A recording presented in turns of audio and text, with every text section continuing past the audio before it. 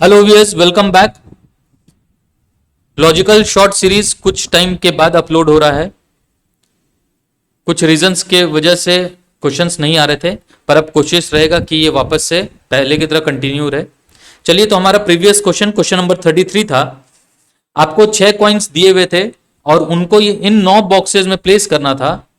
इस तरह से प्लेस करना था कि कोई भी 3 कॉइन स्ट्रेट लाइन यानी सीधी रेखा में ना आए।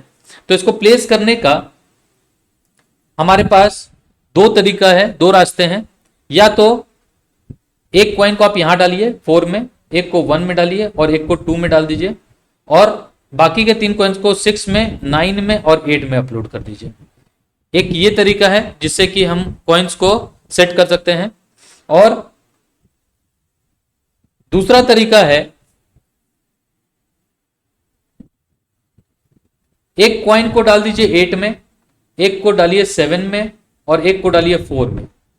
फिर एक बॉक्स इधर छोड़ दीजिए, 2 में डाल दीजिए, 3 में डालिए और 6 में डाल दीजिए।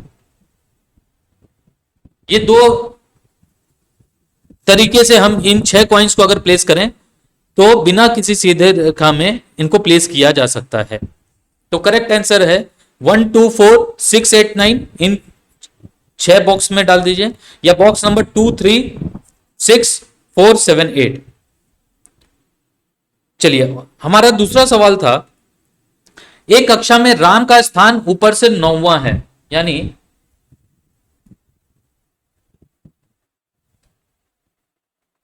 एक लड़का है राम जिसका क्लास में ऊपर से यानी टॉप से उसका 9th पोजीशन है, यानी उसके पहले 8 और बच्चे हैं और तब राम का पोजीशन आता है।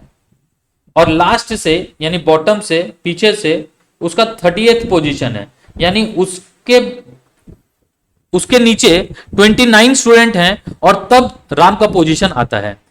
ठीक है, तो यहां से हम ये देखते हैं कि 29 बच्चे राम के बाद हैं और 8 बच्चे राम से पहले हैं। तो यानी टोटल राम को छोड़कर 37 बच्चे हैं और एक राम खुद है, यानी टोटल में हमारे उस क्लास में टोटल 38 बच्चे हैं। ओके, तो हमारा सही आंसर है 38। 38 बच्चे हैं उस क्लास में। जिन व्यूअर्स ने इसके सही जवाब दिए हैं उनके नाम हैं शांभवी मिश्रा, हर्षिता सांडिल्य, आशुतोष मस्करा और Yuvraj Tiwari. Congratulations to all of you. अब हमारा लॉजिकल शॉर्ट्स क्वेश्चन नंबर 34 आज का सवाल है। चलिए देखते हैं। ये सवाल है, $A, डॉलर यहां पे एक साइन सिंबल रिप्रेजेंट कर रहा है, जो आपके बोर्ड पे, कीबोर्ड पे आपको दिखता है डॉलर का साइन। $B, ये एक रिलेशनशिप है $A, जिसका मतलब है A is brother of B। $B का मतलब है A B का भाई है। A@B, ये भी एक रिलेशन रिप्रेजेंट कर रहा है, means A is wife of B। इसका मतलब है कि A B की वाइफ है। A#B means A is daughter of B, A B की बेटी है। A*B means A is father of B, A B का फादर है। Then which expression indicates the relationship U is father in law of P। तो आपको यह बताना है कि अगर U और P के बीच में P का फादर इन लॉ है तो कौन सा नोटेशन आप यूज करेंगे। चलिए, ये एक लॉजिकल क्वेश्चन है, ट्राई कीजिए इसको। Okay, all the best.